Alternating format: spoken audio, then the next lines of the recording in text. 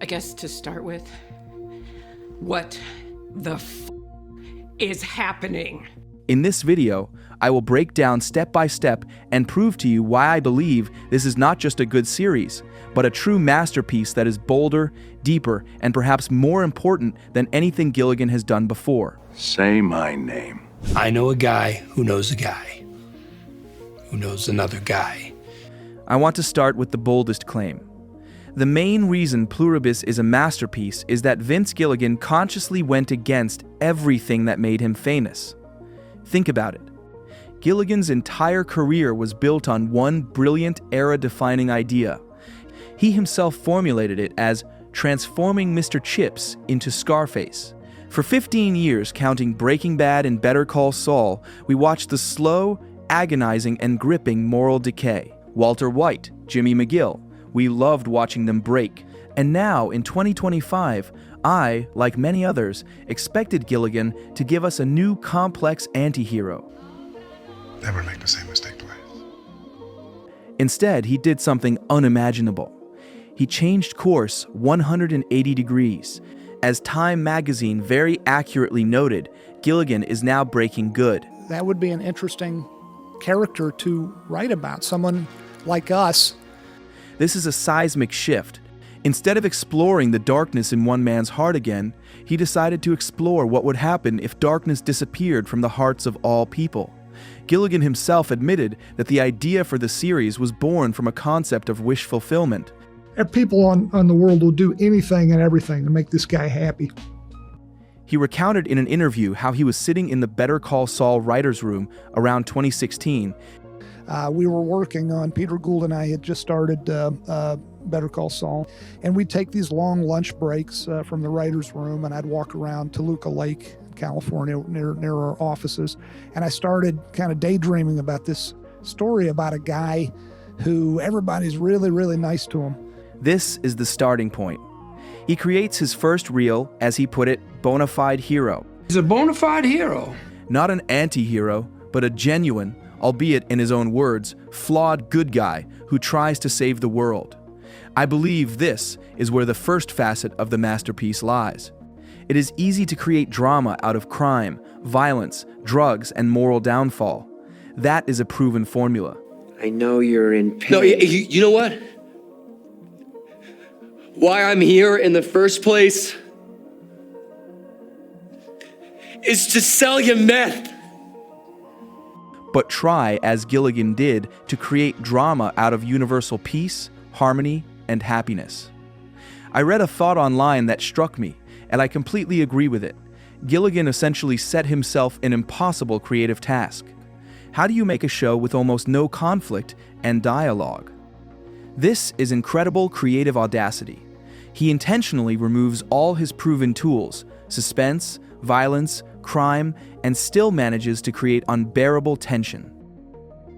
But who is this hero, this flawed good guy? And here, I believe, lies Gilligan's second stroke of genius. The official logline of the series, which you have all heard, reads, The most miserable person on earth tries to save the world from happiness. Meet Carol Sturka. She is a successful author. She writes insanely popular historical romance novels. She has crowds of adoring fans. She is rich, and she is absolutely, profoundly miserable. Look at the very first episode. We see her at a reader meet and greet. She smiles sweetly, and then gets into her car and tells her manager that her books are mindless crap. I'm sorry, should I know who you are? Depends. You a big fan of mindless crap? She despises her work and, it seems, herself. Jesus, it's like a bad episode of Star Trek. This is the first female protagonist in Gilligan's series, and that in itself is significant, but I want you to pay attention to this. I've thought a lot about it, read various opinions online, and one theory seems absolutely correct to me. Carol Sturka is the spiritual heir to Kim Wexler.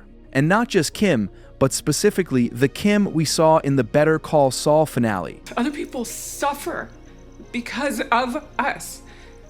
Apart, we're okay, but together, we're poison. Remember her life in Florida, that gray, monotonous, tasteless, unhappy life, that existential dead end, that self-punishment, that suppression of her personality. And I didn't want that.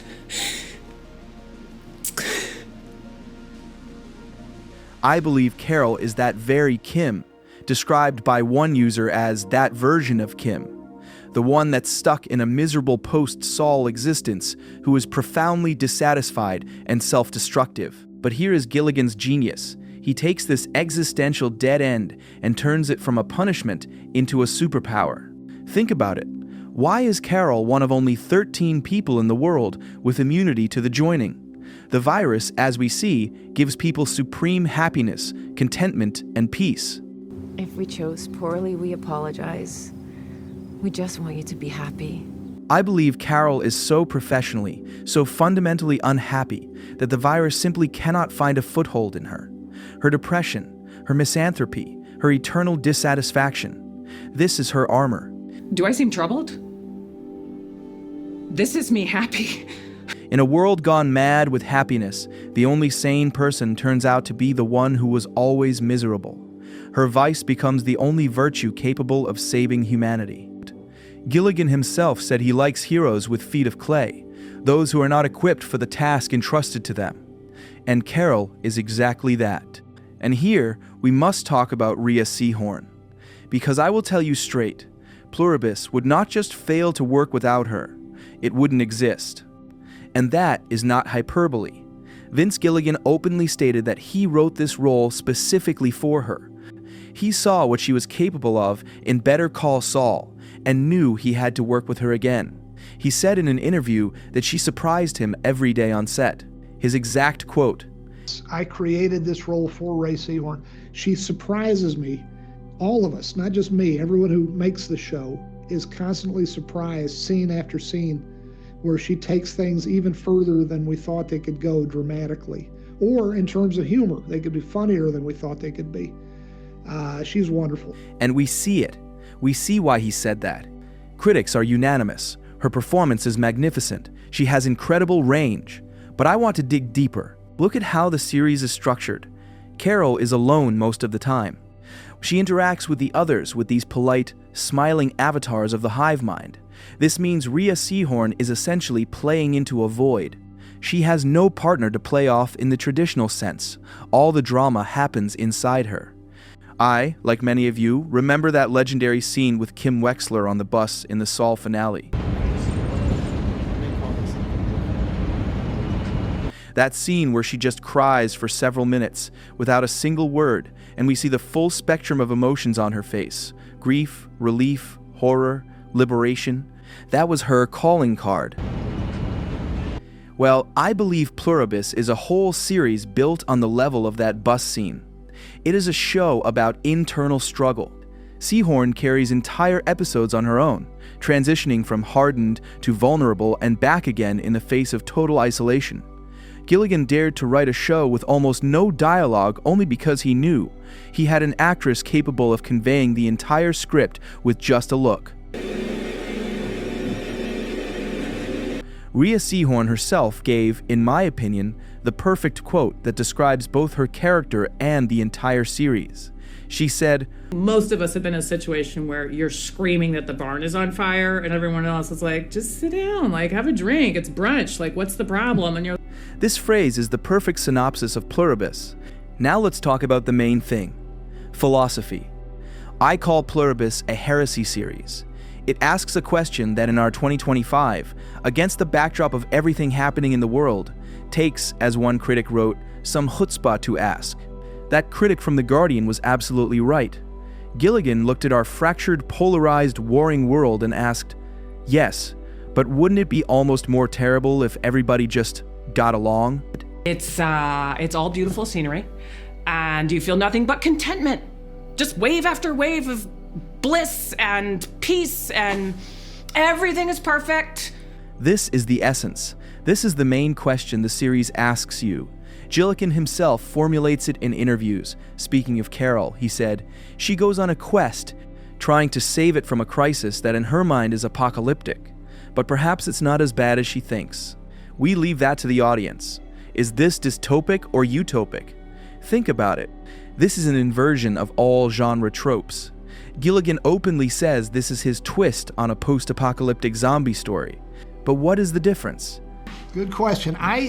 There's an awful lot of shows and movies about the apocalypse and post-apocalyptic worlds. There's all these great shows like The Walking Dead and The Last of Us. I really like those. The Last of Us, great show. The big difference is these people are not zombies. With this show, the fun for me is the argument that the audience can have about, is this a terrible thing, the loss of individuality? There's great arguments to be made for it not being so good, but on the other hand, everybody's happy, everybody's peaceful, everybody's getting along. Nobody is under dictatorship or in prison or any of that stuff. They're really, really happy people. All set, Carol. Call us if there's something you want that's not here. We'll get it. Toot sweet. He admits he was influenced by Invasion of the Body Snatchers and even the Borg from Star Trek. But his invaders, the others, are not evil. They want to amicably assimilate Carol. They wish her no harm. They don't want to kill her. We can't purposely end life. It's not in our nature. Wow.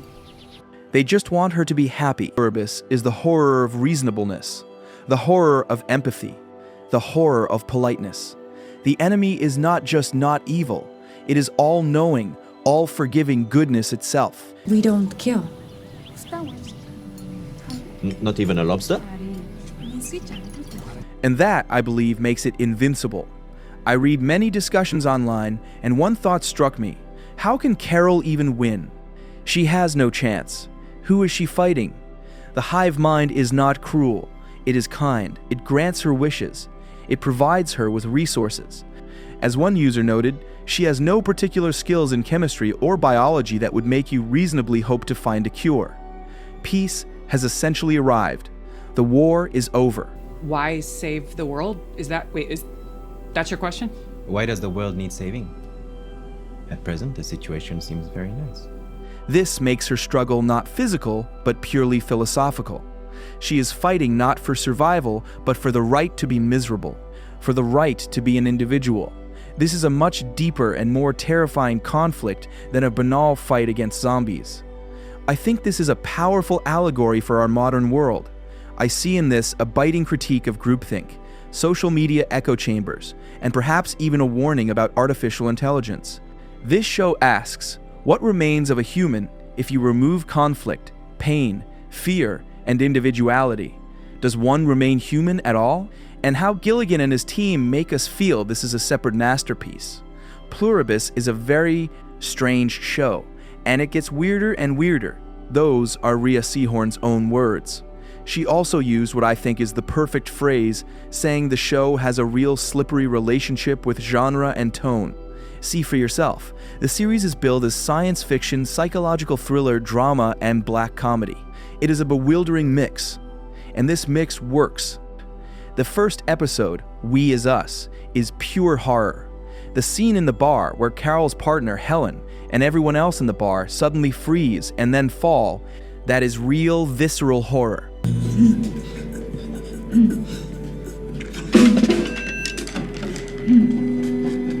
You feel Carol's panic.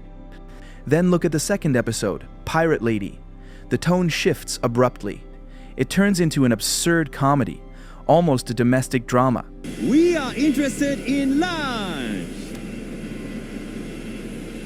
Carol meets other unjoined, and this scene, as I read in reviews, is intentionally banal, campy, and at the same time, this episode has what the internet called aviation eye candy. The episode was shot with an incredible budget, rumored to be $15 million per episode. We see these luxurious, expensive shots of planes. It is beautiful, but it is also disorienting. And then, the third episode, and this is already a pure psychological thriller. Carol, trying to test the boundaries, asks the Hive-Mind for a grenade, just to see what happens, and the mind, that polite, all-knowing voice, answers, of course, and delivers a real live grenade to her. Why would you give me a hand grenade? You asked for one. If I asked right now, would you give me another hand grenade? Yes.